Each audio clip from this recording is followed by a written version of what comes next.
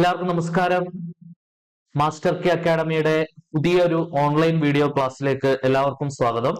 ഈ ക്ലാസ്സിൽ നമ്മൾ ഡിസ്കസ് ചെയ്യാൻ പോകുന്ന ടോപ്പിക് അനലൈറ്റിക്കൽ റീസണിംഗ് ആണ്. റീസണിംഗിലെ ഒരുപാട് ടോപ്പിക്സ് നമുക്കറിയാം. അപ്പൊ അതിലെ പ്രധാനപ്പെട്ട ഒരു ടോപ്പിക്കാണ്. കാരണം മറ്റു പല ടോപ്പിക്സിലെ നോളജും നമുക്ക് ഇവിടെ ചെറിയ രീതിയിലെങ്കിലും ആവശ്യമുണ്ട്. ഡീറ്റെയിൽഡ് ആയിട്ട് വേണ്ടെങ്കിൽ പോലും ഇവിടെ നമ്മൾ മെയിൻലി ഡീൽ ചെയ്യുന്നത് അല്ലെങ്കിൽ പ്രധാനമായിട്ട് നമ്മൾ ഡിസ്കസ് ചെയ്യുന്നത് പസിൽസ് ആണ്. ഇപ്പം അനലൈറ്റിക്കൽ റീസണിംഗ് എന്ന് പറയുമ്പോൾ ഒരു പർട്ടിക്കുലർ ഏരിയയിലേക്ക് അല്ലെങ്കിൽ ഒരു പർട്ടിക്കുലർ കാറ്റഗറി ഓഫ് ക്വസ്റ്റ്യനിലേക്ക് നമുക്ക് അതിനെ ചുരുക്കാനോ പിടിച്ചിടാനോ സാധിക്കില്ല. കാരണം ഒരു വൈഡ് വെറൈറ്റി ഓഫ് ക്വസ്റ്റ്യൻസ് ഉണ്ട്.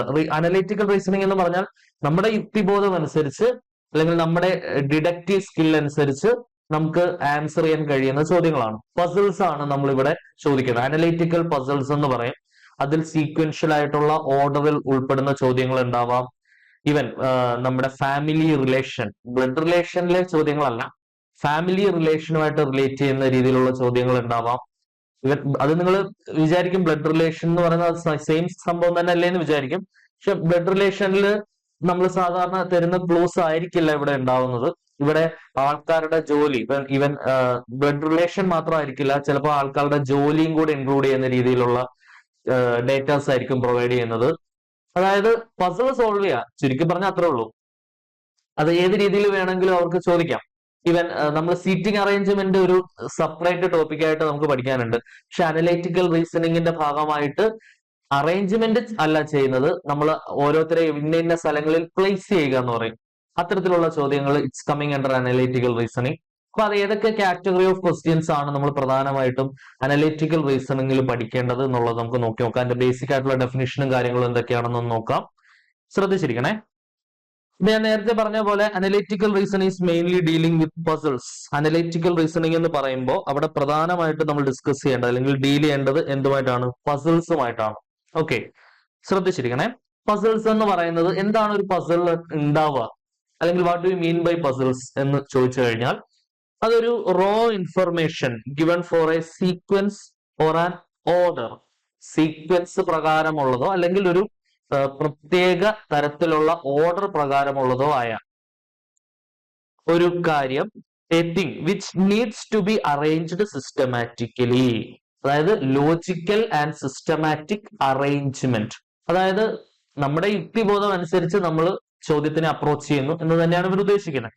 So that the sequence or order of thing is correctly depicted. അതായത് വ്യക്തവും ശക്തവുമായ ലോജിക്കൽ അനാലിസിസിലൂടെ ഡെപ്പിക്ട് ചെയ്യുക എന്നതാണ് അവർ ഉദ്ദേശിക്കുന്നത്. ഡിഫറെന്റ് ടൈപ്സ് ഓഫ് പസിൽസ് ഉണ്ട് നമുക്ക് പഠിക്കാനുള്ളത്. നമ്മുടെ സിലബസ് പ്രകാരം നമുക്ക് പഠിക്കാനുള്ളത് analytical puzzles based on conditioning, grouping. ഇപ്പൊ ഗ്രൂപ്പിംഗ് എന്ന് പറയുന്നതുകൊണ്ട് ഉദ്ദേശിക്കുന്ന ഇതാണ്.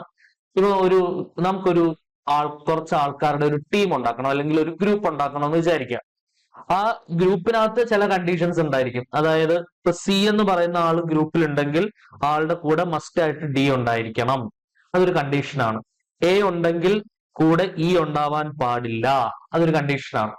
ഗ്രൂപ്പിനകത്ത് വരുന്ന കണ്ടീഷനിങ്. അപ്പൊ അവർ ക്വസ്റ്റ്യനിൽ പറയുന്ന കാര്യങ്ങൾ വ്യക്തമായ രീതിയിൽ അനലൈസ് ചെയ്ത് ഡെഡ്യൂസ് ചെയ്ത് നമ്മൾ ഉത്തരത്തിലേക്ക് എത്തുന്നു. അനലൈറ്റിക്കൽ ഡിഡക്ഷൻ വഴി നമ്മൾ ഉത്തരത്തിലേക്ക് എത്തുന്നു. അതാണ് നമ്മുടെ ജോലി. അതായത് നമുക്ക് ഇത്രേ ഉള്ളൂ. നമ്മുടെ കയ്യിൽ അവർ കുറെ ക്ലൂസ് തരും. നമ്മുടെ കയ്യിൽ കുറെ നമുക്ക് ചിന്തിക്കാനുള്ള അല്ലെങ്കിൽ നമ്മൾ അനലൈസ് ചെയ്യേണ്ടതായ കുറെ ക്ലൂസ് നമ്മൾ തരും. ആ ഓരോ ക്ലൂസിന്റെയും സഹായത്തോടുകൂടി ഡെഡ്യൂസ് ചെയ്ത് അവരാവശ്യപ്പെടുന്ന ഉത്തരത്തിലേക്ക് നമ്മൾ എത്തിച്ചേരും. അതാണ് അനലൈറ്റിക്കൽ റീസണിങ് അല്ലെങ്കിൽ പസിൽ സോൾവിംഗ് എന്നൊക്കെ പറയുന്നത്. ഓക്കെ, പിന്നെ ഞാൻ നേരത്തെ സൂചിപ്പിച്ച പോലെ തന്നെ ടീം ഫോർമേഷനുമായിട്ട് ബന്ധപ്പെട്ടിട്ടുള്ള ചോദ്യങ്ങൾ നമുക്ക് പ്രതീക്ഷിക്കാം. പിന്നെ സീക്വൻസ്, ഒരു സീക്വൻഷ്യൽ ഓർഡർ അല്ലെങ്കിൽ സീക്വൻസ് അല്ലാണ്ട് നമുക്ക് ഒരു ടോപ്പിക്കായിട്ട് പഠിക്കാനുണ്ട്. അതായത് ഒരു പ്രത്യേക പാറ്റേൺ ഫോളോ ചെയ്യുന്ന ഓർഡറിംഗ് ഉണ്ട്. പിന്നെ കോംപ്ലക്സ് ഫാമിലി പസിൽസ് ഉദ്ദേശിക്കുന്നത് ബ്ലഡ് റിലേഷന്റെ ഒരു ചെറിയ ഭാഗമായിട്ട് വരുന്നുണ്ടെങ്കിൽ പോലും ബ്ലഡ് റിലേഷൻ എന്നുള്ളതല്ല പ്രധാനമായിട്ട് ഉദ്ദേശിക്കുന്നത്. നമുക്ക് സെപ്പറേറ്റ് ടോപ്പിക്കായിട്ട് ബ്ലഡ് റിലേഷൻസ് പഠിക്കാനുണ്ട്. ഓക്കെ, ഇവിടെ അതിന്റെ ഭാഗമായിട്ട് ഞാൻ പറഞ്ഞല്ലോ നമുക്ക് രണ്ട് സെപ്പറേറ്റ് ടോപ്പിക്ക് പഠിക്കാനുള്ളത്. റീസണിങ്ങിൽ വളരെ പ്രാധാന്യാർഹിതമായ രണ്ട് ടോപ്പിക്കുകൾ. ഒന്ന് സീറ്റിംഗ് അറേഞ്ച്മെന്റ്, രണ്ട് ഫാമിലി റിലേഷൻ അല്ലെങ്കിൽ ബ്ലഡ് റിലേഷൻ. അപ്പം ഈ രണ്ട് ടോപ്പിക്കുമായിട്ട് നേരിട്ട് ഈ ടോപ്പിക്കിലെ ചോദ്യമാണോ എന്ന് ചോദിച്ചാലല്ല, പക്ഷെ ഈ ടോപ്പിക്കായിട്ട് ചെറിയ രീതിയിലുള്ള ബന്ധങ്ങൾ പുലർത്തുന്ന രീതിയിൽ പസിൽസ് ആയിട്ട് ചോദ്യങ്ങൾ ചോദിക്കാറുണ്ട്. Okay, that's coming under the category of analytical reasoning. അത് നിങ്ങളുടെ മനസ്സിലുണ്ടാവണം കേട്ടോ. യെസ്, ഇനി ഓരോന്നിനെയും കുറിച്ച് എന്താണ് സംഭവം ഉദ്ദേശിക്കുന്നത് എന്നുള്ള ഒരു ഡീറ്റെയിൽഡ് അനാലിസിസ്, ഒരു തിയററ്റിക്കൽ അനാലിസിസ് നമുക്ക് നോക്കാം. പക്ഷെ തിയററ്റിക്കൽ അനാലിസിസിനല്ല ഇവിടെ പ്രാധാന്യം. എത്രത്തോളം കൂടുതൽ ചോദ്യങ്ങൾ ആൻസർ ചെയ്യുന്നു, എത്രത്തോളം കൂടുതൽ ചോദ്യങ്ങളിലൂടെ നിങ്ങൾ ചിന്തിക്കുന്നു എന്നുള്ളത് തന്നെയാണ് പ്രാധാന്യം. കാരണം ഒരു പർട്ടിക്കുലർ തിയറി ആയിട്ടോ ഒരു ഇക്വേഷൻ ആയിട്ടോ കാര്യങ്ങളൊന്നും നമുക്ക് ഇവിടെ പഠിക്കാനില്ല. സോ അനലൈറ്റിക്കൽ പസിൽസിൽ പ്രധാനമായിട്ടും under this segment the candidates are required to analyze and interpret the given information. നമുക്ക് കുറച്ച് ഇൻഫർമേഷൻസ് തരുന്നുണ്ടായിരിക്കും, അത് അനലൈസ് ചെയ്യാനും ഇന്റർപ്രറ്റ് ചെയ്യാനും നമുക്ക് കഴിയണം. And present the given information or data in analytical way so that deducing the result becomes easy. അതായത് വ്യക്തമായ ധാരണയോടുകൂടി analytical ആയിട്ട് ഡെഡ്യൂസ് ചെയ്തെത്തുക. നമ്മൾ ഈ ശരിക്കും പറയാം, എനിക്ക് പെട്ടെന്ന് പറയാൻ പറ്റുന്ന ഒരു ഉദാഹരണം, നമ്മൾ ഈ ടി വിയിലൊക്കെ അശ്വമേധം എന്ന് പറഞ്ഞ ഒരു പ്രോഗ്രാം നിങ്ങൾ പണ്ട് കണ്ടിട്ടുണ്ടായിരിക്കും. അതായത് ഇന്ത്യക്കാരനാണോ ഏഷ്യക്കാരനാണോ ജീവിച്ചിരിപ്പുണ്ടോ, അങ്ങനെ ഒരു 10ഓ 20ഓ ചോദ്യങ്ങളിലൂടെ മനസ്സിൽ വിചാരിക്കുന്ന ഒരു വ്യക്തിയിലേക്ക് എത്തുന്ന ഒരു ടെലിവിഷൻ പ്രോഗ്രാം നിങ്ങൾ പണ്ട് കണ്ടിട്ടുണ്ടായിരിക്കും അല്ലെ. അപ്പം അത് ഒരു അനലൈറ്റിക്കൽ ഡിഡക്ഷൻ ആണ് അല്ലെ. അതായത് ആള് ചോദിക്കുന്ന ചോദ്യങ്ങളിലൂടെ കിട്ടുന്ന സൂചനകൾ, ക്ലൂസ്, ആ ക്ലൂസിന്റെ സഹായത്തോടു കൂടി ഒരു ആളിലേക്ക് എത്തിച്ചേരുന്നു. അത് തന്നെയാണ് ഈ അനലിറ്റിക്കൽ പസിൽ എന്ന് പറയുന്നതുകൊണ്ട് ഉദ്ദേശിക്കുന്നത്. നമ്മുടെ കയ്യിൽ കുറച്ച് ഇൻഫർമേഷൻസ്, കുറച്ച് ഡേറ്റാസ് അവർ പ്രൊവൈഡ് ചെയ്യും. ആ ഡേറ്റാസിന്റെ സഹായത്തോടു കൂടി അവർ ചോദിക്കുന്ന ചോദ്യത്തിന്റെ ഉത്തരം ഡെഡ്യൂസ് ചെയ്ത് എന്തൊക്കെയാവാം എന്തൊക്കെയല്ല എന്ന് അനലൈസ് ചെയ്ത് എത്തിപ്പെടുക എന്നതാണ് അനലിറ്റിക്കൽ പസിൽ എന്ന് പറയുന്നതുകൊണ്ട് ഉദ്ദേശിക്കുന്നത്. ഓക്കെ, ക്ലിയർ ആണെന്ന് വിചാരിക്കുന്നു. ഈ ഒരു ടെസ്റ്റിൽ നമ്മൾ ചെയ്യുന്നത് എന്താണെന്ന് വെച്ചാൽ the candidates R tested in the area of classification type of questions. Comparison, അതായത് ക്ലാസിഫിക്കേഷനുമായിട്ട് റിലേറ്റ് ചെയ്ത ചോദ്യങ്ങൾ വരാം. കമ്പാരിസൺ, താരതമ്യവുമായി ബന്ധപ്പെട്ട ചോദ്യങ്ങൾ വരാം. സിറ്റിംഗ് അറേഞ്ച്മെന്റുമായിട്ട് ബന്ധപ്പെട്ട ചോദ്യങ്ങൾ വരാം. എല്ലാം ഞാൻ നേരത്തെ പരാമർശിച്ച കാര്യങ്ങൾ തന്നെയാണ്. ജംബിൾഡ് പാറ്റേൺ, നമ്മൾ ഇംഗ്ലീഷിൽ പാരാ ജംബ്ലിംഗ് എന്നുള്ളൊരു കാറ്റഗറി ഉണ്ട്. അല്ലെങ്കിൽ നമുക്ക് സിനോണിംസും ആന്റോണിംസും എന്താണ് പ്രിപ്പോസിഷനും ഒക്കെ പോലെ തന്നെ ധാരാളമായി ചോദ്യങ്ങൾ ചോദിക്കുന്ന, ഇപ്പൊ ലേറ്റസ്റ്റ് ആയിട്ട് ധാരാളമായി ചോദ്യങ്ങൾ കണ്ടുവരുന്ന ഇംഗ്ലീഷിലെ പ്രാധാന്യാർഹിതമായ ടോപ്പിക്കാണ് പാരാജംബ്ലിംഗ്. പാരാജംബ്ലിംഗ് എന്ന് പറഞ്ഞാൽ പാരഗ്രാഫുകൾ ഓർഡർ തെറ്റിച്ച് പോയിന്റ്സ് ആയിട്ട് പ്രൊവൈഡ് ചെയ്യും. നമ്മളത് കൃത്യമായ ഓർഡറിൽ വൺ ആഫ്റ്റർ ദ അതർ എന്ന രീതിയിൽ മാറ്റുന്നതിനാണ് പാരാജംബ്ലിംഗ് ക്വസ്റ്റ്യൻ എന്ന് പറയുന്നത്. അതേപോലെ ജംബിൾഡ് ആയിട്ടുള്ള, അതായത് വ്യക്തമായ ഓർഡറിൽ അല്ലാത്ത, ഓർഡർ തെറ്റിച്ചിട്ടുള്ള ഒരു അറേഞ്ച്മെന്റ് തരികയും അത് നേരായ രീതിയിൽ ആക്കുന്നതുമായി ബന്ധപ്പെട്ട ചോദ്യങ്ങളാണ് പാരാജംബ്ലിംഗ് റിലേറ്റഡ് ക്വസ്റ്റ്യൻസ് എന്ന് പറയുന്നത്, അല്ലെങ്കിൽ ജംബിൾഡ് പാറ്റേണിൽ നമുക്ക് തരുന്ന ചോദ്യങ്ങൾ. ഓക്കെ, ശ്രദ്ധിച്ചിരിക്കുക. ഇനി ചില ടൈപ്പ് ക്വസ്റ്റ്യൻസ് ആണെങ്കിൽ ഇപ്പൊ ഏതൊക്കെ രീതിയിലുള്ള ചോദ്യങ്ങൾ നമുക്ക് ഇവിടുന്ന് പ്രതീക്ഷിക്കാം എന്നുള്ളതാണ് നമ്മൾ പ്രധാനമായിട്ടും പറഞ്ഞു വെക്കുന്നത്. ഇനി ചില ടൈപ്പ് ചോദ്യങ്ങളാണെങ്കിൽ ആ ഇൻസ്ട്രക്ഷൻസ് എന്ന് പറയുന്നത് ബിലോങ്ങിങ്സിനെ കുറിച്ചോ അല്ലെങ്കിൽ നോൺ ബിലോങ്ങിങ്സിനെ കുറിച്ചോ ആയിരിക്കും. Of some objects or persons with some other objects or persons is given on the basis of analysis of these instructions question have to be answered. Okay, then പിന്നെ നമുക്ക് കണ്ടീഷനിങ്, ഇത് ഓൾറെഡി നമ്മൾ ആദ്യമേ പോയിന്റിൽ പറഞ്ഞതാണ്. ചില കണ്ടീഷൻസ് ഉണ്ടായിരിക്കാം, ചില ഗ്രൂപ്പിംഗ് ഉണ്ടായിരിക്കാം, ടീം ഫോർമേഷനുമായിട്ട് റിലേറ്റ് ചെയ്യുന്ന ചോദ്യങ്ങൾ. കണ്ടീഷനിങ്, ഗ്രൂപ്പിംഗ്, ടീം ഫോർമേഷൻ എന്ന് പറയുന്നത് പ്രധാനമായിട്ടും ഇപ്പൊ ചില ആൾക്കാരെ നമുക്ക് ഗ്രൂപ്പ് ചെയ്യേണ്ടതായിട്ട് വരാം. ആ ഗ്രൂപ്പിങ്ങിന് പിന്നിൽ ചില കണ്ടീഷൻസ് ഉണ്ടായിരിക്കും, ചില നിബന്ധനകൾ. കണ്ടീഷൻ ഉദ്ദേശിക്കുന്ന നിബന്ധനകൾ എന്നുള്ള അർത്ഥത്തിലാണ്. ചില നിബന്ധനകൾ ഉണ്ടായിരിക്കും, ആ നിബന്ധനകൾ നമുക്ക് പാലിക്കേണ്ടതായിട്ട് വരാം.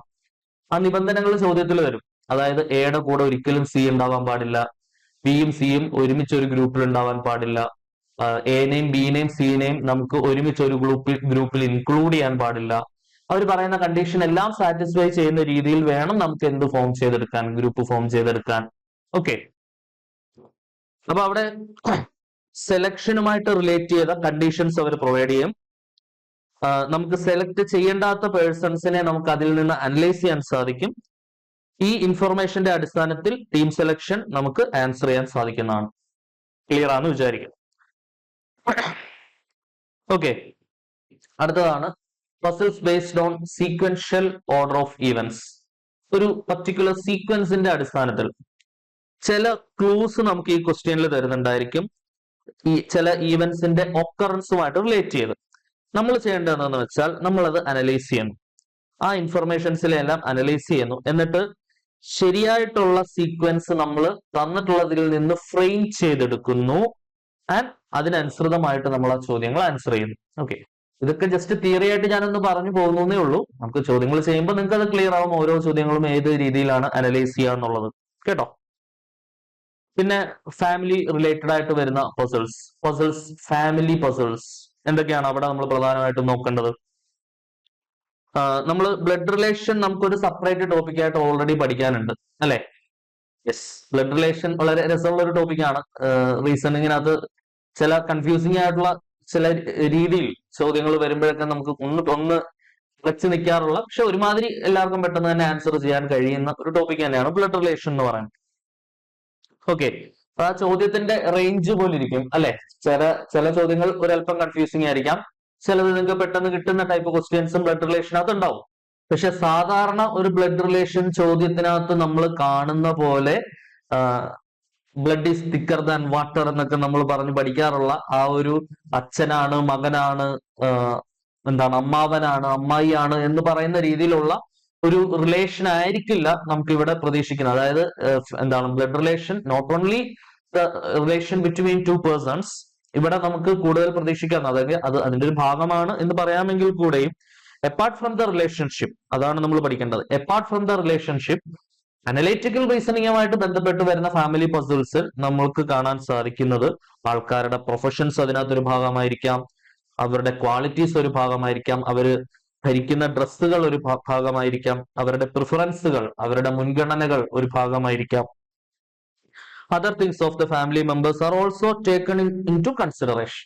ബ്ലഡ് റിലേഷൻ മാത്രമല്ല നമ്മൾ അണ്ടർ കൺസിഡറേഷനിൽ വെക്കുക, സോ കോൾഡ് ഈ പറയുന്ന കാര്യങ്ങളെല്ലാം തന്നെ നമ്മൾ എന്തിൽ വെക്കാറുണ്ട്? കൺസിഡറേഷനിൽ വെക്കാറുണ്ട്. ഇത്തരത്തിലുള്ള പ്രോബ്ലങ്ങൾ സോൾവ് ചെയ്യുമ്പോൾ the relationship symbols and family diagrams ഒക്കെ വളരെ യൂസ്ഫുൾ ആയിരിക്കും. ഓക്കെ, ഫാമിലി ഡയഗ്രാം നമ്മൾ ബ്ലഡ് റിലേഷന്റെ ഭാഗമായിട്ട് പഠിക്കുന്ന ഒന്നാണ്. ഓക്കെ, അപ്പൊ ഇത്രയുമാണ് നമുക്ക് ബേസിക്കലി ഇതിനകത്ത് തിയററ്റിക്കലായിട്ട് കുറച്ച് കാര്യങ്ങൾ പറയാനുള്ളത്. നമുക്കിനി ഡീറ്റെയിൽഡ് ആയിട്ട് ഇതിന്റെ ചോദ്യങ്ങളൊക്കെ ഒന്ന് അനലൈസ് ചെയ്ത് നോക്കാം. ഓക്കെ, അപ്പൊ 1 by 1 ആയിട്ട് പ്രാധാന്യാർഹിതമായ ചോദ്യങ്ങൾ നമുക്ക് നോക്കാം. സോ അതിലെ ആദ്യത്തെ ക്വസ്റ്റ്യൻ നമ്മൾ നോക്കുന്നു. Question number 1 ശ്രദ്ധിച്ചിരിക്കണേ. നോക്കിക്കോ, question number 1. 7 students A, B, C, D, E, F and G take a series of tests. എയും ബിയും സിയും ഡിയും ജിയും, എയും ബിയും സിയും ഇയും എഫും ജിയും ആരൊക്കെയാണെന്നൊന്ന് ജസ്റ്റ് എഴുതി വെക്കുകയാണ്. എ ഉണ്ട്, ബി ഉണ്ട്, സി ഉണ്ട്, ഡി ഉണ്ട്, ഇ ഉണ്ട്, എഫ് ഉണ്ട്, ജി ഉണ്ട്. ഇവരെന്ത് ചെയ്യുന്നു? ഒരു സീരീസ് ഓഫ് ടെസ്റ്റ് എടുക്കുന്നു. No 2 students get the same mark. ഒരിക്കലും 2 സ്റ്റുഡൻസിന് ഒരേ മാർക്ക് കിട്ടുന്ന ഒരു പരിപാടി ഇവിടെ ഇല്ല. അപ്പൊ എല്ലാവർക്കും കിട്ടിയിട്ടുള്ള മാർക്ക് എന്ന് പറയുന്നത് വ്യത്യസ്തമായിട്ടുള്ള ഡിഫറെന്റ് ആയിട്ടുള്ള മാർക്കുകളാണ് എല്ലാവർക്കും കിട്ടിയിട്ടുള്ളത് അല്ലെ? A always score more than B. ഇപ്പൊ എക്ക് കിട്ടുന്ന മാർക്ക് എല്ലായ്പ്പോഴും ബിയേക്കാൾ വലുതായിരിക്കും. എ ഗ്രേറ്റർ ദാൻ ബി ആയിരിക്കും അല്ലെ? വലുത് എന്ന് പറയുന്ന ആളുടെ നേരെ ഇത് ഓപ്പൺ ആയിട്ട് വരണം. A greater than B simple ഒക്കെ എല്ലാവർക്കും അറിയാമെന്ന് വിചാരിക്കുന്നു. ഈ സിമ്പിൾ ഗ്രേറ്റർ ദാൻ ഉപയോഗിക്കുന്നതാണ്. The simple is greater. ഈ ഇത് നേരെ തിരിച്ചതാണെങ്കിലോ ലെസ്സർ അല്ലെ, അല്ലെങ്കിൽ ലോവർ, ആളെക്കാൾ താഴെയാണെന്നുള്ള അർത്ഥത്തിൽ കാണിക്കാനായിട്ട് നമുക്ക് ഉപയോഗിക്കാം. ഓക്കെ, ക്ലിയർ ആണെന്ന് വിചാരിക്കുന്നു. ഇനി നമുക്ക് പറയുന്ന അനുസരിച്ച് A always score more than B. അപ്പൊ എ എന്ന് പറയുന്നത് ബിനേക്കാൾ വലുതാണ്, A greater than B. G always score more than A. ഈ എനേക്കാൾ കൂടുതൽ മാർക്ക് വാങ്ങിക്കുന്ന ആളാണ് ജി. അപ്പൊ അത് എയുമായിട്ട് കണക്ട് ചെയ്ത് എഴുതാൻ ശ്രമിക്കുക. എ ഓൾറെഡി ഇവിടെ ഉണ്ട്, ഇതിൽ നിന്ന് മനസ്സിലാവും G always score more mark than A. അവിടുന്ന് നമുക്കൊരു അന്തർധാര സജീവമായിട്ട് കിട്ടുന്നുണ്ട്. അപ്പോ അവര് പറയാണ്ട് തന്നെ ഒരു കാര്യം പറയാം, ജിക്ക് ബിനേക്കാളിലും മാർക്ക് കിട്ടുന്ന ഒരാളാണ് ജി. അത് അവര് പറയണമെന്നില്ല, അവിടെയാണ് നമ്മുടെ അനലിറ്റിക്കൽ ഡിഡക്ഷൻ വർക്ക് ചെയ്യേണ്ടത്. ഓക്കെ, ഇനി എന്താണ് അവർ പറയുന്നത് നോക്കുക. ഇപ്പൊ അടുത്ത സെന്റൻസ് നമ്മൾ ഈ സിനാരിയോയിലേക്ക് കൊണ്ടുവന്നിട്ടുണ്ട്. Each time either C score the highest and E score the least or T score the highest and F or B scores the least. So അതിനുശേഷം അവരെന്താണ് പറയുന്നത്? If B is ranked 6th and B is ranked 5th according to their marks, then which of the following can be true എന്നാണ് പറയുന്നത്. അപ്പൊ ഓരോരുത്തർക്കും ഞാൻ ഇതിന് rank കൊടുക്കുന്നതിന്റെ ഭാഗമായിട്ട് വരാൻ സാധ്യതയുള്ള പോസിബിലിറ്റീസ് ഒക്കെ നോക്കുകയാണ്. ഓക്കെ, അപ്പൊ ഞാൻ അണ്ടർലൈൻ ചെയ്ത സെന്റൻസ് വരെ നമ്മൾ ഇവിടെ ഒന്ന് നോട്ട് ചെയ്ത് വെച്ചിട്ടുണ്ട്. അടുത്ത സെന്റൻസ് അണ്ടർലൈൻ ചെയ്തുകൊണ്ട് അത് ഈ സിനാരിയോയിലേക്ക് നമ്മൾ കൊണ്ടുവരാണ്. Each time either C score the highest and E score the least. അതായത് മൊത്തം എത്ര പേരുണ്ടെന്ന് നോക്കുക. ഞാൻ അത്രയും ലൈൻസ് വരയ്ക്കണം. 1 2 3 4 5 6 7 പേരാണ്. Okay, in a case E highest each time C scores the highest, അതായത് സി ആണ് ഹയസ്റ്റ് ആയിട്ട് മാർക്ക് വാങ്ങുന്നതെങ്കിൽ അറ്റ് ദ സെയിം ടൈം ഏറ്റവും കുറവ് മാർക്ക് വാങ്ങുന്നത് ഇ ആയിരിക്കും. ഓക്കെ, അപ്പൊ ഈ രീതിയിൽ എനിക്ക് പ്ലേസ് ചെയ്യാം. ഇനി അതേ സെന്റൻസിനോടൊപ്പം അവർ മറ്റൊരു സംഗതി കൂടെ ചേർത്ത് വെക്കുന്നുണ്ട്. അതെന്താണെന്ന് നോക്കാം. പിന്നെ അവരെന്താണ് പറയുന്നത്? C scores the highest and E scores the least, or D scores the highest. D ആണ് ഹയസ്റ്റ് സ്കോർ ചെയ്യുന്നതെങ്കിൽ അത് അടുത്തൊരു പോസിബിലിറ്റി ആണ്, അതും കൂടെ എഴുതി വെക്കാം. ഇൻ എ കേസ് ഡി ആണ് ഹയസ്റ്റ് സ്കോർ ചെയ്യുന്നതെങ്കിൽ എഫ് ഒ ബി ഒ ആയിരിക്കും ലീസ്റ്റ് സ്കോർ ചെയ്യുന്നത്. അല്ലെ, ഇവർ പറയുന്ന എല്ലാം ശരിയായിരിക്കണം എന്നില്ല, നമ്മുടെ യുക്തി അനുസരിച്ചുള്ള കാര്യങ്ങൾ ചെയ്യാവുള്ളെന്ന് ആദ്യമേ തന്നെ എടുത്ത് പറയുന്നുണ്ട്. എഫ് ഒ ബി ഒ ആയിരിക്കും എന്ത് സ്കോർ ചെയ്യുന്നത്? ലീസ്റ്റ് സ്കോർ ചെയ്യുന്നത്. ഒന്നില്ലെങ്കിൽ എഫ് അല്ലെങ്കിൽ ബി ആയിരിക്കും ഏറ്റവും കുറവ് സ്കോർ ചെയ്യുന്നത്. യെസ്, അങ്ങനെയാണെങ്കിൽ ശ്രദ്ധിച്ചിരിക്കുക. D is ranked 6th and B is ranked 5th. ഇനി നമുക്കിപ്പോ 2 കേസസ് എഴുതിയിട്ടുണ്ട്. അതിൽ ശരിയാവാൻ സാധ്യതയുള്ളത് ഒരെണ്ണേ ഉണ്ടാവുള്ളൂ. അത് ഐഡന്റിഫൈ ചെയ്യുന്നിടത്താണ് നമ്മുടെ ബ്രില്യൻസ് വരുന്നത്. ഒരു കാര്യം നമ്മളൊന്ന് അനലൈസ് ചെയ്യണം. എല്ലായ്പ്പോഴും ഏറ്റവും വലിയ മാർക്ക് നമുക്ക് ഇവിടെ തന്നിട്ടുള്ളത് അനുസരിച്ച് ബിനേക്കാളി കൂടുതൽ മാർക്ക് മേടിക്കുന്ന 2 പേരുണ്ട്. ശരിയല്ലേ? അപ്പൊ ഒരിക്കലും ബി എന്ന് പറയുന്ന ആള് എവിടെ വരില്ല? ബി എന്ന് പറയുന്ന ആള് ഈ ഫൈനൽ പൊസിഷനിൽ വരില്ല, അല്ലെ? അപ്പൊ ഇവിടെ ബിക്ക് വരാൻ പോസിബിലിറ്റി ഇല്ല. ഇനി അല്ലാണ്ട് ഒരു കാര്യം അവർ ക്വസ്റ്റ്യനിൽ എടുത്തു പറയുന്നുണ്ട്. ബി എന്ന് പറയുന്നത് എത്രാമതാണ് വരുന്നത്? B is ranked 5th according to their marks. ബിയുടെ റാങ്ക് വരുന്നത് 5ാമതാണ്. ബിയുടെ റാങ്ക് വരുന്നത് എത്രാമതാണ്? 5ാമതാണ്.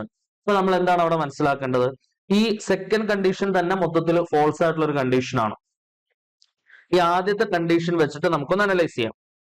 1 2 3 4 5 6 7. അവിടെ സിയും ഇയും ഞാൻ പ്ലേസ് ചെയ്യുന്നു. ഇനി അവർ പറയുന്ന ബാക്കിയുള്ള കാര്യങ്ങളും കൂടെ ഞാൻ ഇതിലേക്കൊന്ന് കൊണ്ടുവരികയാണ്. ശ്രദ്ധിച്ചിരിക്കണേ. If D is ranked the 6th, 6ാമതാണ്. ഇപ്പൊ ഞാൻ നമ്പറും കൂടെ കൊടുക്കാം. 1 2 3 4 5 6 6ാമതാണ് എന്ത് വരുന്നത്? ഡി വരുന്നത്. 6ാമത് ഡി വരികയാണെങ്കിൽ ശ്രദ്ധിക്കണേ, 6ാമത് ഡി വരികയാണെങ്കിൽ ബി എന്ന് പറയുന്നത് and B is ranked 5th, 5ാമത് ബിയും വരികയാണ്. അങ്ങനെയാണ് താഴെ പറയുന്നതിൽ ഏതാണ് ശരിയെന്നാണ് നമ്മളോട് അവർ ചോദിക്കുന്നത്. ഇതെങ്ങനെ അനലൈസ് ചെയ്യാം നമുക്ക്? അപ്പൊ ബാക്കിയുള്ള ആൾക്കാരെ നമുക്ക് എവിടൊക്കെ പ്ലേസ് ചെയ്യാം എന്നുള്ളതാണ് നമ്മൾ ആലോചിക്കേണ്ടത്. ബാക്കി ഇനി വരുന്നത് നമ്മുടെ മുന്നിൽ എഫ് വരുന്നുണ്ട്. ഇനി ഈ ബിനേക്കാളി കൂടുതൽ മാർക്കാണ് എയും മേടിക്കുന്നത് ജിയും മേടിക്കുന്നത്, അല്ലെ? ബിനേക്കാളി കൂടുതൽ മാർക്ക് മേടിക്കാൻ എക്കും ജിക്കും സാധിക്കും. ശരിയാണല്ലോ? സോ ഈ ഓർഡർ പ്രകാരം ഞാൻ പോസിബിൾ കേസസ് എഴുതാണ് കേട്ടോ. ഞാൻ അതിന്റെ ഒരു പോസിബിൾ കേസസ് എഴുതാണ്. എക്ക് വേണമെങ്കിൽ ഇവിടെ വരാം, ശരിയല്ലേ? എക്ക് വേണമെങ്കിൽ ഇവിടെ വരാം, ശരിയാണല്ലോ? മറ്റൊരു കളർ ഉപയോഗിക്കാം, അപ്പൊ നിങ്ങൾക്ക് ഇച്ചിരി ക്ലിയർ ആവും. എക്ക് വേണമെങ്കിൽ ഇവിടെ വരാം, പോസിബിലിറ്റി ആണ് എഴുതുന്നത്. എക്ക് വേണമെങ്കിൽ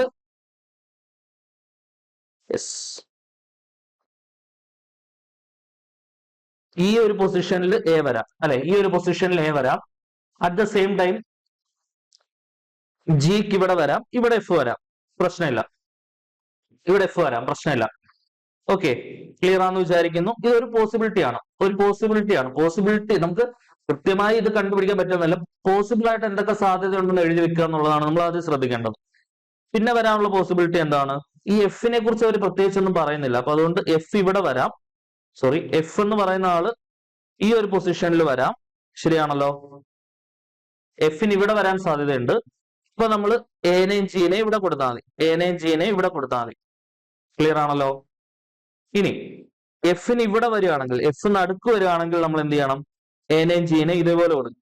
എനെയും ജീനെയും ഇതേപോലെ കൊടുക്കണം. കാരണം ജീനെ എനിക്ക് ലെഫ്റ്റിൽ കൊടുക്കാൻ പറ്റില്ല. ഈ സെക്കൻഡ് പൊസിഷനിൽ ഒരിക്കലും എന്ത് വരില്ല. ഈ ഒരു ഫസ്റ്റ് പൊസിഷനിൽ ഇവിടെ നമുക്ക് ഒരിക്കലും എ പോസിബിൾ അല്ല. കാരണം എനേക്കാൾ കൂടുതൽ മാർക്ക് ആര് വാങ്ങിക്കുന്നുണ്ട്? ജി വാങ്ങുന്നുണ്ട്. ശരിയാണല്ലോ? ക്ലിയർ അല്ലേ? യെസ്.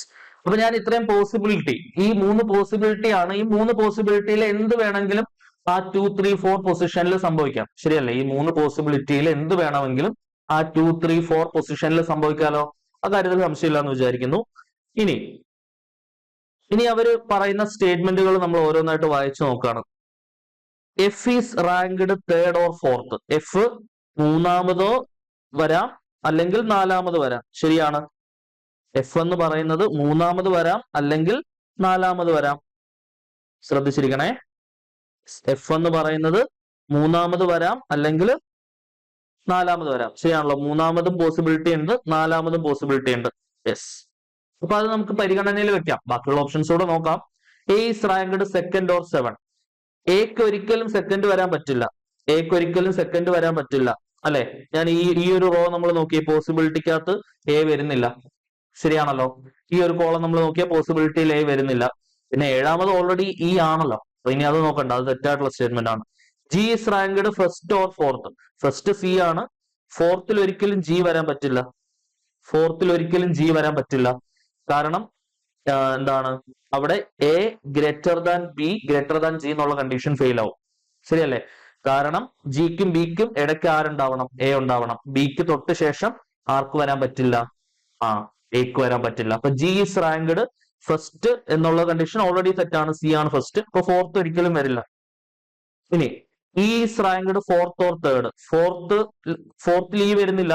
ഇ ഓൾറെഡി ലാസ്റ്റ് പോയല്ലോ. പിന്നെ തേർഡിൽ ഇ വരുന്നില്ല. ജിയോ എയോ എഫ് ഒ വരുന്നുള്ളൂ, അല്ലെ? ജിയോ എയോ എഫ് ഒ ആണ് പോസിബിലിറ്റി ഉള്ളത്. അത് സംഭവിക്കില്ല. പറയുന്ന അനുസരിച്ചിട്ട് നമുക്ക് ശരിയായിട്ട് പറയാൻ പറ്റുന്ന ഒരു സ്റ്റേറ്റ്മെന്റ് എന്താണ്? ഓപ്ഷൻ എ ആണ് നമ്മുടെ കറക്റ്റ് ആയിട്ടുള്ള ആൻസർ. ഓക്കെ ആണെന്ന് വിചാരിക്കുന്നു. സോ പിന്നെ ഈ 2-മത് വരുന്ന കേസ് നമ്മൾ പൂർണ്ണമായിട്ട് അങ്ങോട്ട് ഒഴിവാക്കി വിട്ടതിന്റെ മെയിൻ റീസൺ എന്തായിരുന്നു? 2-മത് വന്ന കേസ് പൂർണ്ണമായിട്ട് ഒഴിവാക്കി വിട്ടതിന്റെ മെയിൻ റീസൺ, ക്വസ്റ്റ്യനിൽ അവർ പറയുന്നുണ്ട് ഡി ഈസ് റാങ്ക്ഡ് 6th എന്ന്. അതായത് ഡി ഇവിടെ അവർ ഫസ്റ്റ് പ്ലേസ് ചെയ്തിരിക്കുന്നത്. ഡിയുടെ റാങ്ക് നോർമലി 6 ആണ് വരേണ്ടത്. അതാണ് ഈ ഒരു സെക്കൻഡ് പറഞ്ഞ കേസ് നമ്മൾ പൂർണ്ണമായിട്ടും ഒഴിവാക്കി വിടാനുള്ള മെയിൻ ആയിട്ടുള്ള കാരണം. അതൊക്കെയാണെന്ന് വിചാരിക്കുന്നു. പിന്നെ ഫസ്റ്റ് ഉള്ള കേസ്, സിയിൽ നിന്ന് തുടങ്ങി ഇയിൽ അവസാനിക്കുന്ന കേസ് വെച്ച് പൂർണ്ണമായും അനലൈസ് ചെയ്തെടുക്കുക. വളരെ ഇമ്പോർട്ടന്റ് ആയിട്ടുള്ള ക്വസ്റ്റ്യൻ ആണ്. ഈ ഒരു കാറ്റഗറി ഓഫ് ക്വസ്റ്റ്യൻ ആണ് നമ്മൾ പ്രധാനമായിട്ടും പരീക്ഷയ്ക്ക് പ്രതീക്ഷിക്കുന്നത്. ഓക്കെ, ക്ലിയർ ആണെന്ന് വിചാരിക്കുന്നു. കൂടുതൽ ചെയ്യുമ്പോൾ നിങ്ങൾക്ക് അത് ക്ലിയർ ആയി വരും. അടുത്തൊരു ക്വസ്റ്റ്യൻ നോക്കിക്കോളൂ. 2-മത്തെ ഒരു ചോദ്യം നോക്കിക്കോളൂ. നോക്കിക്കേ. Second question. A company sold 6 different car. 6 different ആയിട്ടുള്ള കാറുകളാണ് ഒരു കമ്പനി സോൾഡ് ചെയ്യുന്നത്. ഏതൊക്കെയാണ്? സ്വിഫ്റ്റ് ഉണ്ട്, സാൻഡ്രോ ഉണ്ട്, ക്രീറ്റ ഉണ്ട്, ഓഡി ഉണ്ട്, ഐറ്റൺ ഉണ്ട്, മാഗ്ന ഉണ്ട്. During a period of Monday to Saturday ആണ് സോൾഡ് ചെയ്യുന്നത്. അതായത് മൺഡേ ഒരു കാർ വിൽക്കുന്നുണ്ട്. അതിന്റെ നെക്സ്റ്റ് സെന്റൻസ് നോക്കിയാൽ only 1 car is sold on a particular day. ഒരു ദിവസം ഒരു കാറേ വെച്ച് വെക്കുന്നുള്ളൂ. No car was sold twice. അതായത് ഒരു ദിവസം 2 കാർ അവന് വിൽക്കുന്നില്ല. ഇപ്പൊ മൺഡേ ഒരു കാർ വിൽക്കുന്നുണ്ട്, ട്യൂസ്ഡേ ഒരു കാർ വിൽക്കുന്നുണ്ട്, വെനസ്ഡേ ഒരു കാർ വിൽക്കുന്നുണ്ട്, തേഴ്സ്ഡേ ഒരു കാർ വിൽക്കുന്നുണ്ട്, ഫ്രൈഡേ ഒരു കാർ വിൽക്കുന്നുണ്ട്, സാറ്റർഡേ ഒരു കാർ വിൽക്കുന്നുണ്ട്. ഇത്രയും ദിവസങ്ങൾ അവർ കാർ വിൽക്കുന്നുണ്ട്. ശരിയാണല്ലോ? ഓരോ ദിവസം ഏതൊക്കെ കാറാണ് വിൽക്കുന്നതെന്നാണ് നമുക്ക് അനലൈസ് ചെയ്യേണ്ടത്. At least 4 car were sold after the car Santro. Santro വിറ്റതിന് ശേഷം 4 കാറുകളെങ്കിലും വിറ്റിരിക്കണം. ഓക്കെ, സാൻഡ്രോക്ക് വരാൻ സാധ്യതയുള്ള സ്ഥലങ്ങൾ ഏതൊക്കെയാണെന്ന് നോക്കാം. സാൻഡ്രോ വേണമെങ്കിൽ മൺഡേ വരാം. പോസിബിലിറ്റി അങ്ങ് എഴുതി വെക്കുക കേട്ടോ. സാൻഡ്രോ വേണമെങ്കിൽ മൺഡേ വരാം. അങ്ങനെ വരികയാണെങ്കിൽ താഴെ 4 ദിവസം ഉണ്ട്. ട്യൂസ്ഡേ, വെനസ്ഡേ, തേഴ്സ്ഡേ, ഫ്രൈഡേ ഉണ്ട്. സാൻഡ്രോ വേണമെങ്കിൽ ട്യൂസ്ഡേ വരാം. ട്യൂസ്ഡേ വരികയാണെങ്കിൽ താഴെ 4 ദിവസം ഉണ്ട്. വെനസ്ഡേ, തേഴ്സ്ഡേ, ഫ്രൈഡേ, സാറ്റർഡേ ഉണ്ട്. വെനസ്ഡേയിൽ സാൻഡ്രോ വിൽക്കാൻ പറ്റില്ല. കാരണം താഴെ 3 ദിവസമേ ഉള്ളൂ. ഇവര് പറയുന്നത് 4 ദിവസമെങ്കിലും സാൻഡ്ര വിറ്റ് കഴിഞ്ഞുണ്ടാവണം എന്നാണ്. 4 കാറെങ്കിലും വിറ്റ് പോയിട്ടുണ്ടാവണം. അപ്പൊ 4 ദിവസം ഉണ്ടാവണം സാൻഡ്ര വിറ്റ് കഴിഞ്ഞ്. കാരണം ഒരു ദിവസം ഒരു കാറേ വിൽക്കുന്നുള്ളൂ. ഓക്കെ അല്ലേ? ഇനി നിങ്ങൾ 2 സാൻഡ്ര കണ്ട് പേടിക്കണ്ട. എന്തായാലും ബാക്കിയുള്ള കണ്ടീഷൻസ് ഒക്കെ വരുമ്പോൾ ഏതെങ്കിലും ഒക്കെ പോകും. അടുത്ത സെന്റൻസ് നോക്കുക. സാൻഡ്രോ വരെയാണ് നമ്മൾ പറഞ്ഞത്. The car Magna was sold on Tuesday. ഒരു തലവേദന ഒഴിഞ്ഞ് ട്യൂസ്ഡേയിലെ സാൻഡ്രോ വെട്ടി, അവിടെ ആര് വന്നു? അവിടെ മാഗ്ന വന്നു. അപ്പൊ ട്യൂസ്ഡേ വിൽക്കുന്ന കാർ ആക്ച്വലി എന്താണ്? മാഗ്നയാണ് അല്ലെ? ട്യൂസ്ഡേയിൽ വിൽക്കുന്ന കാർ ആക്ച്വലി മാഗ്നയാണ്. ഓക്കെ, ക്ലിയർ ആയെന്ന് വിചാരിക്കുന്നു. ഇനി the car Audi was sold immediately after the car Creta. അതായത് ക്രീറ്റ വിറ്റ് കഴിഞ്ഞിട്ട് തൊട്ട് താഴത്തെ ദിവസമാണ് എന്ത് വിൽക്കുന്നത്? ഓടി വിൽക്കുന്നത്. ശരിയല്ലേ? ക്രീറ്റ വിറ്റ് കഴിഞ്ഞ് തൊട്ടടുത്ത ദിവസമാണ് ഓഡിക്കാർ വിൽക്കുന്നത്. അത് നിലവിൽ ഇങ്ങോട്ട് പ്ലേസ് ചെയ്യാറായിട്ടില്ല. നമുക്ക് നോക്കാം എങ്ങനെ പ്ലേസ് ചെയ്യണം എന്നുള്ളത്. സൈഡിലൊന്ന് എഴുതിയിട്ടു. And the car Creta was sold at least before 3 car. അപ്പൊ 3 കാറുകൾക്കെങ്കിലും മുൻപായിരിക്കണം ക്രീറ്റ വിൽക്കുന്നത്. 3 കാറുകൾക്ക് മുൻപ് വിൽക്കണമെങ്കിൽ ഈ ഒരു ഒറ്റ സ്ലോട്ടേ ഉള്ളൂ, ഇവിടെ ക്രീറ്റ വരണം അല്ലെ? 3 കാറുകൾക്ക് മുൻപ് വിൽക്കണമെങ്കിൽ അവിടെ ക്രീറ്റ വരണം. പിടികിട്ടിയോ? പിടികിട്ടിയെന്ന് വിചാരിക്കുന്നു. അവിടെ ക്രീറ്റ വന്നാൽ തൊട്ട് താഴെ ആരുണ്ടാവും? ഓടി ഉണ്ടാവും. ശരിയല്ലേ? അവിടെ ക്രീറ്റ വന്നാൽ തൊട്ട് താഴെ ആരുണ്ടാവും? ഓടി ഉണ്ടാവും. ക്ലിയർ ആണെന്ന് വിചാരിക്കുന്നു. ഇനി അടുത്ത സെന്റൻസ് നോക്കിക്കേ. Both the car Santro and ഐറ്റൺ sold at least before 1 car. Santro already മാഗ്നയ്ക്ക് മുമ്പേ വിറ്റ് കഴിഞ്ഞു അല്ലെ? ഒരു കാറിന് മുൻപേ സാൻഡ്രോ വിറ്റ് കഴിഞ്ഞു. അങ്ങനെയാണെങ്കിൽ ഐറ്റണ്ണും വിൽക്കുന്നത് ഒരു കാറിന് മുൻപേ ആയിരിക്കണം, അവസാനം ആയിരിക്കരുത്. അപ്പൊ അവസാനത്തെ പൊസിഷൻ ഒരിക്കലും ഐറ്റണ്ണിന് വരാൻ പറ്റില്ല. ഇനി ബാക്കി നിൽക്കുന്ന ഒറ്റ സ്ലോട്ട് ആയിരിക്കും ഐറ്റണ്ണിന് ഉണ്ടാവുക. അപ്പൊ ഐറ്റൺ ഫ്രൈഡേയിലേ വിൽക്കാൻ പറ്റുള്ളൂ. ഇനി ബാക്കി നിൽക്കുന്ന ഒരേ ഒരു കാർ സാൻഡ്ര ഇതിനകത്ത് കയറി കഴിഞ്ഞു. സാൻഡ്രോ വന്നു കഴിഞ്ഞു. സാൻഡ്രോയാണ്, സാൻഡ്രയല്ല, സാൻഡ്രോയാണ്. ഓക്കെ, സാൻഡ്രോ വന്നു കഴിഞ്ഞു. ക്രീറ്റ വന്നു കഴിഞ്ഞു അല്ലെ? ക്രീറ്റ വന്നു കഴിഞ്ഞു. ഓഡി വന്നു കഴിഞ്ഞു. ഐറ്റൺ വന്നു കഴിഞ്ഞു. മാഗ്ന വന്നു കഴിഞ്ഞു. ഇനി ബാക്കിയുള്ളത് സ്വിഫ്റ്റും കൂടെ ഉള്ളൂ. ബാക്കി സ്വിഫ്റ്റ് അവസാനത്തെ പൊസിഷൻ. സ്വിഫ്റ്റ്. ഓക്കെ, ഇപ്പൊ സ്വിഫ്റ്റ് അവസാനത്തെ പൊസിഷൻ. അപ്പൊ എല്ലാ പൊസിഷനും ഞാൻ ഫില്ല് ചെയ്തിട്ടുണ്ട്. മൺഡേ സാൻഡ്രോ ആണ് വിൽക്കുന്നത്. ട്യൂസ്ഡേ മാഗ്ന വിൽക്കുന്നു. വെനസ്ഡേ ക്രീറ്റ വിൽക്കുന്നു. തേഴ്സ്ഡേ ഓഡി വിൽക്കുന്നു. ഫ്രൈഡേ ഐറ്റൺ വിൽക്കുന്നു. സാറ്റർഡേ സ്വിഫ്റ്റ് വിൽക്കുന്നു. ഇനി എന്താണ് ചോദ്യത്തിൽ ചോദിക്കുന്നത്? സ്വിഫ്റ്റ് കാർ വിറ്റ ദിവസം ഏതാണെന്നാണ് ചോദിക്കുന്നത് അല്ലെ? സ്വിഫ്റ്റ് കാർ വിറ്റ ദിവസം ഏതാണോ? സ്വിഫ്റ്റ് കാർ വിറ്റത് സാറ്റർഡേ. ഓപ്ഷൻ ഡി ആണ് ആൻസർ വരാം. സ്വിഫ്റ്റ് കാർ വിറ്റ ദിവസം ഏതാണ്? സാറ്റർഡേ ആണ്. ഇതാണ് മക്കളെ അനലൈറ്റിക്കൽ റീസണിങ്. ഈ ലെവലിലുള്ള ചോദ്യങ്ങളാണ് അനലൈറ്റിക്കൽ റീസണിങ്ങിൽ നമ്മൾ പ്രതീക്ഷിക്കേണ്ടത്. ഓക്കെ ആണല്ലോ? സോ അടുത്ത മൂന്നാമത്തെ ക്വസ്റ്റ്യൻ നോക്കിക്കോളൂ. Question number 3. In a school there were 6 teachers. ഒരു സ്കൂളിൽ എത്ര ടീച്ചേഴ്സ് ഉണ്ട്? 6 ടീച്ചേഴ്സ് ഉണ്ട്. അവിടെ എയും ബിയും പഠിപ്പിക്കുന്നത് ഹിന്ദിയും ഇംഗ്ലീഷും ആണ്. അപ്പൊ എ ഹിന്ദി പഠിപ്പിക്കുന്നുണ്ട്, ഇംഗ്ലീഷ് പഠിപ്പിക്കുന്നുണ്ട്. പിന്നെ ബിയും എന്തൊക്കെ പഠിപ്പിക്കുന്നുണ്ട്? ഹിന്ദിയും പഠിപ്പിക്കുന്നുണ്ട്. ആൻഡ് ആണ് കേട്ടോ. ആൻഡ് ആയതുകൊണ്ട് രണ്ടുപേരും രണ്ടും പഠിപ്പിക്കുന്നുണ്ട്. ഹിന്ദിയും പഠിപ്പിക്കുന്നുണ്ട്, ഇംഗ്ലീഷും പഠിപ്പിക്കുന്നുണ്ട്. ഓക്കെ, ഇനി ഡിയും എയും മാത്സും സയൻസും ആണ് പഠിപ്പിക്കുന്നത്. ഡി എ ഓൾറെഡി എഴുതിയതാണ്. ഇനി ഡി എന്ത് പഠിപ്പിക്കുന്നുണ്ടെന്ന് മനസ്സിലായി? മാത്സും സയൻസും പഠിപ്പിക്കുന്നുണ്ടെന്ന് മനസ്സിലായി. മാത്സ് ആൻഡ് സയൻസ് പഠിപ്പിക്കുന്നുണ്ടെന്ന് മനസ്സിലായി. എയും മാത്സ് ആൻഡ് സയൻസ് പഠിപ്പിക്കുന്നുണ്ട് അല്ലെ? D and A dot maths and science. Already Hindi ഇംഗ്ലീഷും ഉണ്ടായിരുന്നു. അപ്പൊ എക്ക് അവിടെ മാത്സും കയറി, സയൻസും കയറി. ഓക്കെ, ക്ലിയർ ആണെന്ന് വിചാരിക്കുന്നു. സിയും ഇയും ഇംഗ്ലീഷും മാത്സും ആണ് എടുക്കുന്നത്. ഓക്കെ, അപ്പൊ സി ഇംഗ്ലീഷ് എടുക്കുന്നുണ്ട്, മാത്സ് എടുക്കുന്നുണ്ട്. ഇയും ഇംഗ്ലീഷും എടുക്കുന്നുണ്ട്, മാത്സും എടുക്കുന്നുണ്ട്. എഫും ബിയും എന്താണ് പഠിപ്പിക്കുന്നത്? ഹിന്ദിയും ഫ്രഞ്ചും ആണ് പഠിപ്പിക്കുന്നത് അല്ലെ? എഫും ബിയും A B C D E F ഹിന്ദിയും ഫ്രഞ്ചും അല്ലെ? ഹിന്ദിയും ഫ്രഞ്ചും ആണ് പഠിപ്പിക്കുന്നത്. ബി ഫ്രഞ്ച് കൂടെ പഠിപ്പിക്കുന്നുണ്ടെന്ന് മനസ്സിലായി. ബി ഫ്രഞ്ച് കൂടെ പഠിപ്പിക്കുന്നുണ്ട്. ബി ഓൾറെഡി ഹിന്ദി എഴുതിയതാണ്. ബി ഫ്രഞ്ച് കൂടെ പഠിപ്പിക്കുന്നുണ്ടെന്ന് മനസ്സിലായി. അങ്ങനെയാണെങ്കിൽ who taught the maximum number of subjects? ഏറ്റവും കൂടുതൽ സബ്ജക്റ്റുകൾ പഠിപ്പിക്കുന്ന ആരാണ്? ഹിന്ദിയും ഇംഗ്ലീഷും മാത്സും സയൻസും 4 സബ്ജക്റ്റുകൾ പഠിപ്പിക്കുന്ന ആരാണ്? എ ആണ് പഠിപ്പിക്കുന്നത്. ശരിയല്ലേ? ഏറ്റവും കൂടുതൽ സബ്ജക്റ്റുകൾ പഠിപ്പിക്കുന്ന ആളാരാണ്? എ ആണ്. രണ്ടാമത് ഏറ്റവും കൂടുതൽ സബ്ജക്റ്റുകൾ പഠിപ്പിക്കുന്ന ആള് ബി ആണ്. ഓക്കെ, ഏറ്റവും കൂടുതൽ സബ്ജക്റ്റുകൾ പഠിപ്പിക്കുന്നത് എ തന്നെയാണ്. ഹിന്ദി ഇംഗ്ലീഷ് മാത്സ് സയൻസ് അല്ലെ? Hindi English maths science A ആണ്. അപ്പം ഓപ്ഷൻ സി എ ആണ് ആൻസർ വരും. ഏറ്റവും കൂടുതൽ സബ്ജക്റ്റുകൾ പഠിപ്പിക്കുന്ന ആള് ആരാണെന്ന് ചോദിച്ചാൽ option C A is the required solution.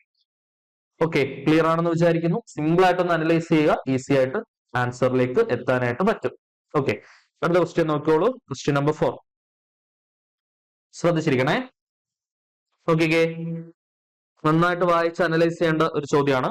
8 persons PQRSTUVW ആരൊക്കെയാണ്? പി ഉണ്ട്, ക്യൂ ഉണ്ട്, ആർ ഉണ്ട്, എസ് ഉണ്ട്, ടി ഉണ്ട്, യു ഉണ്ട്, വി ഉണ്ട്, ഡബ്ല്യു ഉണ്ട്. ഇങ്ങനെ 8 പേര് ഓരോരോ ഡെസ്റ്റിനേഷൻസിലേക്ക് പോവാണ്. Okay, എവിടൊക്കെയാണ് destination? ഡൽഹി ഉണ്ട്, മുംബൈ ഉണ്ട്, ചെന്നൈ ഉണ്ട്, ഹൈദരാബാദ് ഉണ്ട്, ഗോവ ഉണ്ട്, പനാജി ഉണ്ട്, പഞ്ചാബ് ഉണ്ട്, ഉത്തർപ്രദേശ് ഉണ്ട്. Not necessarily in the same order. ഇവർ പറഞ്ഞിരിക്കുന്ന ഓർഡറിലല്ല അവർ പോകുന്നത്, ഓരോരുത്തരും ഓരോരോ സ്ഥലങ്ങളിലേക്കാണ് പോകുന്നത്. ഓക്കെ, ഇനി രണ്ടാൾക്കാരുടെ ഡെസ്റ്റിനേഷൻ ഒരിക്കലും സെയിം അല്ല, അല്ലെ? Destination of 2 persons is not same. 2 പേഴ്സൺസിന്റെ ഡെസ്റ്റിനേഷൻ ഒരിക്കലും ഒരേപോലെ വരില്ല. അതിനകത്ത് 6 പോകുന്നത് ഗോവയിലേക്കാണ്. അപ്പൊ ഒരാളുടെ കാര്യം തീരുമാനമായി, 6 പോകുന്നത് ഗോവയിലേക്കാണ്. V is not going to Delhi. അപ്പൊ വി എവിടെ പോകുന്നില്ല? വി എന്ന് പറയുന്നത് ഡൽഹി, മുംബൈ, പഞ്ചാബ്. വി എന്ന് പറയുന്നത് ഡൽഹി, മുംബൈ, പഞ്ചാബ്, ഈ 3 സ്ഥലത്തിലേക്ക് പോത്തില്ലെന്നാ പറയുന്നത്. ഈ 3 സ്ഥലത്തിലേക്ക് പോത്തില്ല. ഞാൻ പോത്തില്ലെന്ന് കാണിക്കാൻ ഒരു ഇന്റു മാർക്ക് അവിടെ ചുമ്മാ കൊടുത്തിരിക്കുന്നതാണ്. ഈ 3 സ്ഥലത്തിലേക്ക് വി പോകുന്നില്ല. പോകുന്നതാണ് നമ്മളിവിടെ ഫില്ല് ചെയ്ത് വരുന്നത്. പോകാത്തത് നമുക്ക് ഫർദർ യൂസിന് എടുക്കാം. ഓക്കെ, അപ്പൊ V is not going to Delhi, Mumbai, Punjab. S and T going to U P and Panaji respectively. അപ്പൊ എസ് പോകുന്നത് ഉത്തർപ്രദേശിലേക്കാണ്, ടി പോകുന്നത് പനാജിയിലേക്കാണ്. ഓക്കെ, അപ്പൊ അത് ഓക്കെ ആയി. ക്ലിയർ ആണെന്ന് വിചാരിക്കുന്നു. യെസ്, അപ്പൊ 3 പേരുടെ കാര്യം തീരുമാനമായി. ഇനി പിയും ക്യൂവും not going to Punjab or Mumbai. P എന്ന് പറയുന്ന ആള് ആൻഡ് ക്യൂ എന്ന് പറയുന്ന ആള്, പി പഞ്ചാബിലേക്കോ മുംബൈയിലേക്കോ പോത്തില്ല. അതേപോലെ തന്നെ ക്യൂവും എങ്ങോട്ട് പോകുന്നില്ല? പഞ്ചാബിലേക്കോ മുംബൈയിലേക്കോ പോകുന്നില്ല. അത് മനസ്സിലായി. Okay, not going to Punjab or Mumbai. അപ്പം പിയും ക്യൂവും പഞ്ചാബിലേക്കോ മുംബൈയിലേക്കോ പോകുന്നില്ല എന്ന് മനസ്സിലായി. ഇനി യു എന്ന് പറയുന്ന ആള് ഡൽഹിയിലേക്കും പോവില്ല, മുംബൈയിലേക്കും പോവില്ല. യു എന്ന് പറയുന്ന ആള് ഡൽഹിയിലേക്കും പോകുന്നില്ല, മുംബൈയിലേക്കും പോകുന്നില്ല. അതും മനസ്സിലായി. ഓക്കെ, അപ്പൊ ഇത്രയും കാര്യങ്ങളൊക്കെയാണ് നമുക്ക് തന്നിട്ടുള്ളത്. ഇനി ഇതിൽ നിന്ന് അനലൈസ് ചെയ്യാണ് നമുക്ക് ചെയ്യേണ്ടത്. ഇനി ഓരോരുത്തരും പോകാത്ത സ്ഥലങ്ങൾ കിട്ടിയിട്ടുണ്ട്. ഇനി പോകാൻ സാധ്യതയുള്ള സ്ഥലങ്ങൾ ഇവിടെ ഫില്ല് ചെയ്യുക എന്നുള്ളതാണ് നമ്മൾ അടുത്ത് ചെയ്യേണ്ടത്. പി എവിടേക്കൊക്കെ പോകാൻ സാധ്യതയുണ്ടെന്ന് നോക്കുക. പി പോകാത്ത സ്ഥലമാണ് പഞ്ചാബ്, മുംബൈ. പിന്നെ ഗോവയും യു പിയും പനാജിയും ഓൾറെഡി ഫിൽഡ് ആയി കഴിഞ്ഞു. ഗോവയും ഉത്തർപ്രദേശും പനാജിയും ഓൾറെഡി ഫിൽഡ് ആയി കഴിഞ്ഞു. ഇനി ഫിൽഡ് ആവാത്ത സ്ഥലങ്ങളിൽ പിക്ക് എവിടെ പോകാൻ പറ്റില്ല? ഡൽഹിയിൽ പോകാൻ പറ്റില്ല, മുംബൈയിൽ പോകാൻ പറ്റില്ല, പഞ്ചാബിൽ പോകാൻ പറ്റില്ല. അല്ലെ, ഡൽഹി പോകാൻ പറ്റില്ല, മുംബൈ പോകാൻ പറ്റില്ല, പഞ്ചാബിൽ പോകാൻ പറ്റില്ല. ശരിയാണല്ലോ? വിയുടെ കാര്യമാണ് ഇപ്പൊ പറഞ്ഞല്ലേ. വി ആദ്യം ഫില്ല് ചെയ്ത് വെക്കാം. കേട്ടോ, വിക്ക് ഡൽഹിയിലും മുംബൈയിലും പഞ്ചാബിലും പോകാൻ പറ്റില്ല. അപ്പൊ വിക്ക് പോകാൻ പറ്റുന്ന 2 സ്ഥലങ്ങൾ ഏതൊക്കെയാണ്? ഇനി പറയുന്ന ചെന്നൈ, ഹൈദരാബാദിലേക്കേ പോകാൻ പറ്റുള്ളൂ. അപ്പൊ വിക്ക് പോകാൻ പറ്റുന്ന സ്ഥലങ്ങള് ചെന്നൈ, ഹൈദരാബാദ്. അത് ആദ്യം ഞാൻ എഴുതി വെച്ചു, ചെന്നൈ, ഹൈദരാബാദ്. ഇനി നമുക്ക് പിയുടെ കാര്യം നോക്കാം. നെക്സ്റ്റ് പറയുന്ന പിയുടെ കാര്യമാണ്.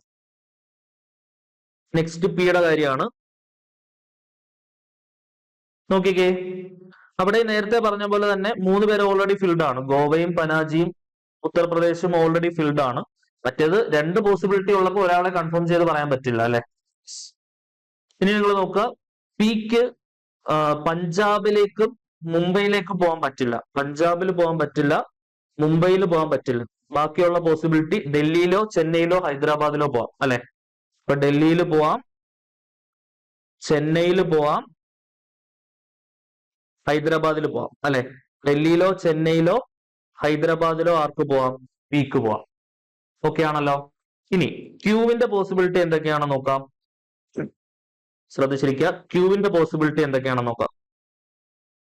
3 ഓൾറെഡി ഫിക്സ് ആയി നിൽപ്പുണ്ട്. ഗോവയും പനാജിയും ഉത്തർപ്രദേശും ഓൾറെഡി ഫിക്സ്ഡ് ആയിട്ട് നിൽക്കുന്നതാണ്. ക്യൂവിന് പഞ്ചാബിൽ പോകാൻ പറ്റില്ല, മുംബൈയിൽ പോകാൻ പറ്റില്ല. മുമ്പത്തെ സെയിം കേസ്. അപ്പൊ ബാക്കി നിൽക്കുന്ന ഡൽഹിയിലോ ചെന്നൈയിലോ ഹൈദരാബാദിലോ പോകേണ്ടി വരും, അല്ലെ? ഡൽഹിയിലോ ചെന്നൈയിലോ ഹൈദരാബാദിലോ ആർക്ക് പോകേണ്ടി വരും? ക്യൂവിന് പോകേണ്ടി വരും. ഓക്കെ ആണല്ലോ. സോ അടുത്തായിട്ട് നമ്മൾ നോക്കുന്നത് യുവിന് എങ്ങടൊക്കെ പോവാന്നുള്ള കാര്യമാണ് നോക്കുന്നത്. യുവിന് ഡൽഹി മുംബൈയും പോകാൻ പറ്റില്ല അല്ലെ? ഡൽഹി പോകാൻ പറ്റില്ല, മുംബൈ പോകാൻ പറ്റില്ല. ഗോവയും പനാജിയും ഉത്തർപ്രദേശും ഓൾറെഡി ആൾക്കാർ പോയി കഴിഞ്ഞു. ബാക്കി നിൽക്കുന്ന ചെന്നൈയിലോട്ടോ ഹൈദരാബാദിലോട്ടോ പഞ്ചാബിലോട്ടോ പോവാം. ശരിയല്ലേ? ചെന്നൈയിൽ പോവാൻ വേണമെങ്കിൽ യുവിന് ചെന്നൈയിൽ പോവാം, ഹൈദരാബാദിൽ പോവാം, പിന്നെ പഞ്ചാബിൽ പോവാം അല്ലെ? ചെന്നൈയിലോ ഹൈദരാബാദിലോ പഞ്ചാബിലോ പോവാം. ഓക്കെ, ക്ലിയർ ആണെന്ന് വിചാരിക്കുന്നു. അപ്പൊ തന്നിട്ടുള്ള ഡേറ്റാസ് എല്ലാം നമ്മൾ ഇവിടെ ഫില്ല് ചെയ്തിട്ടുണ്ട്. ഡബ്ല്യുവിന്റെ കാര്യം ഒരു പ്രത്യേകിച്ചൊന്നും പറയുന്നില്ല. അങ്ങനെയാണെങ്കിൽ താഴെയുള്ള ഓപ്ഷൻസിൽ ഏതാണ് കറക്റ്റ് എന്നാണ് നമ്മൾ അനലൈസ് ചെയ്യേണ്ടത്. ഓക്കെ, ശ്രദ്ധിച്ചിരിക്കുക. ഇനി പിയും ക്യൂവും നമ്മൾ നോക്കുകയാണെങ്കിൽ പിയും ക്യൂവും യുവും നോക്കുക. അവിടെ മൂന്നിടത്തും ചെന്നൈ, ഡൽഹി, ഹൈദരാബാദ് മൂന്നിടത്തും കോമൺ ആയിട്ട് വരുന്നുണ്ട്. അപ്പൊ 2 സ്ഥലം 3 പേര്. ശരിയല്ലേ? ശരി. ഡൽഹി, ചെന്നൈ, ഹൈദരാബാദ് 3 സ്ഥലം 3 പേര്. അപ്പൊ അത് ഫിക്സ്. അപ്പൊ അത് ഏതെങ്കിലും ഒരാൾ എവിടെങ്കിലും ഒക്കെ പോയിട്ടുണ്ടാവും. ശരിയല്ലേ? അതായത് പി ഡൽഹിയിൽ പോവുകയാണെങ്കിൽ ഒരുപക്ഷെ ക്യൂ ചെന്നൈയിൽ പോകുന്നുണ്ടാവാം.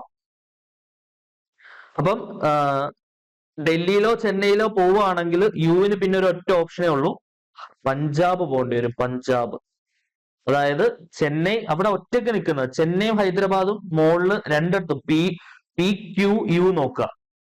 അപ്പം 2 സ്ഥലം കോമണാ. ചെന്നൈ ഹൈദരാബാദ് കോമണാ. 2 സ്ഥലം കോമൺ, 3 പേര്.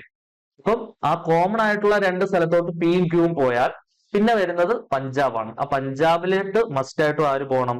യു പോകണം. അപ്പൊ യു പഞ്ചാബ് എടുക്കാം. അപ്പം ചെന്നൈ ഹൈദരാബാദ് യുവിന്റെ പോസിബിലിറ്റി വെട്ടാം.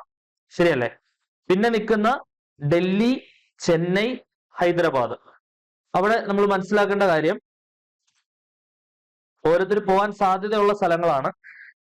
ഇപ്പൊ പി ഡൽഹിയിൽ പോവുകയാണെങ്കിൽ ക്യൂ എങ്ങോട്ട് പോവാം? ചെന്നൈക്ക് പോവാം.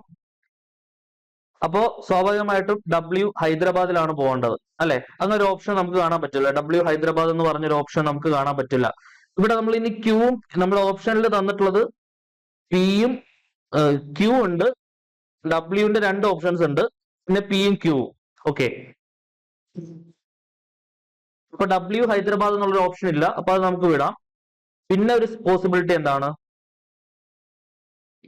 ഇവിടെ ഓപ്ഷൻ വെച്ച് നോക്കുക. പി ഡൽഹിക്ക് പോവുകയാണെങ്കിൽ ക്യൂവിനും ഡൽഹിക്ക് പോകാൻ പറ്റില്ല. കാരണം 2 പേർക്കും അവർ ആ ഓപ്ഷൻ അങ്ങ് വെട്ടിക്കൂടോ. 2 പേർക്കും ഒരേ സ്ഥലത്തേക്ക് പോകാൻ പറ്റില്ലല്ലോ. പിനും ക്യൂവിനും ഡൽഹിക്ക് പോകാൻ പറ്റില്ല. ഇനി ഡബ്ല്യു പോകുന്നത് ഡൽഹിയിലാണോ മുംബൈയിലാണോ നോക്കിയാൽ മതി. ഡബ്ല്യു പോകുന്നത് ഡൽഹിക്കാണോ മുംബൈക്കാണോ നോക്കിയാൽ മതി. യെസ്, ഡൽഹി എന്തായാലും പിക്കും ക്യൂവിനും കോമൺ ഉണ്ട്. മുംബൈ സിനാരിയോയിലെ വരുന്നില്ല. ഉറപ്പായിട്ടും ഡബ്ല്യു എവിടെ ആയിരിക്കും പോകുന്നത്? ഡബ്ല്യു പോകുന്നത് മുംബൈക്കായിരിക്കും. മുംബൈക്കായിരിക്കും. ഓപ്ഷൻ ഡി, ഡബ്ല്യു മുംബൈ എന്നുള്ളതാണ് കറക്റ്റ് ആയിട്ടുള്ള ആൻസർ വരിക. ഓക്കെ, കറക്റ്റ് ആയിട്ട് ഒന്ന് അനലൈസ് ചെയ്യുക. സിമ്പിൾ ആണ് കാര്യങ്ങൾ. ഓക്കെ അല്ലേ? അടുത്ത ക്വസ്റ്റ്യൻ നോക്കാം.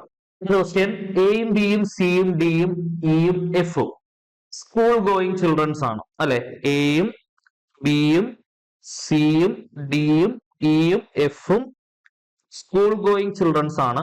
അവിടെ എയും ബിയും എവിടെ നിന്നുള്ളതാണ്? A and B are from the red house. അവിടെ എ റെഡ് ഹൗസിൽ നിന്നുള്ളതാണ്, ബിയും റെഡ് ഹൗസിൽ നിന്നുള്ളതാണ്. And all others from the green house. ബാക്കി നിൽക്കുന്ന ആളെല്ലാരും അപ്പൊ എവിടെ നിന്നായിരിക്കും? ഗ്രീൻ ഹൗസിൽ നിന്നായിരിക്കും. ആ കാര്യത്തിൽ സംശയമില്ലല്ലോ. ഇനി ഡിയും എഫും ടോൾ ആണ് അല്ലെ? Unlike others. അപ്പം ഡി എന്ന് പറയുന്നത് ടോൾ ആണ്, എഫ് എന്ന് പറയുന്നത് ടോൾ ആണ്. അപ്പൊ 2 പേര് ടോൾ ആണെങ്കിൽ ബാക്കിയുള്ള എല്ലാവരും എന്തായിരിക്കും? സ്മോൾ ആയിരിക്കും. അതിന്റെ ചെറുത് സ്മോൾ എന്നുള്ള അർത്ഥത്തിൽ എസ് എന്ന് എഴുതാം. ഓക്കെ, ഇനി എയും സിയും ഡിയും ബോയ്സ് ആണ്. എ എന്ന് പറയുന്നത് ബോയ് ആണ്, സി എന്ന് പറയുന്നത് ബോയ് ആണ്, ഡി എന്ന് പറയുന്നത് ബോയ് ആണ്. അപ്പൊ ബാക്കിയുള്ള എല്ലാവരും എന്തായിരിക്കും? ഗേൾസ് ആയിരിക്കും. ഓക്കെ, അങ്ങനെയാണെങ്കിൽ which one of the following is a tall girl from green house? Green ഹൗസിൽ നിന്നുള്ള ടോൾ ഗേൾ ഏതാണ്? ഇപ്പൊ ഗ്രീൻ ഹൗസ് ടോൾ വരുന്ന 2 ഓപ്ഷൻ ഉണ്ട്. ഇത് ഗ്രീൻ ഹൗസ് ടോൾ വരുന്ന ഒരു ഓപ്ഷൻ ആണ്, പക്ഷെ അത് ബോയ് ആണ്.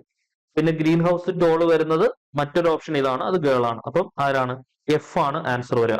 F is a tall girl from green house അല്ലെ? F is a tall girl from green house.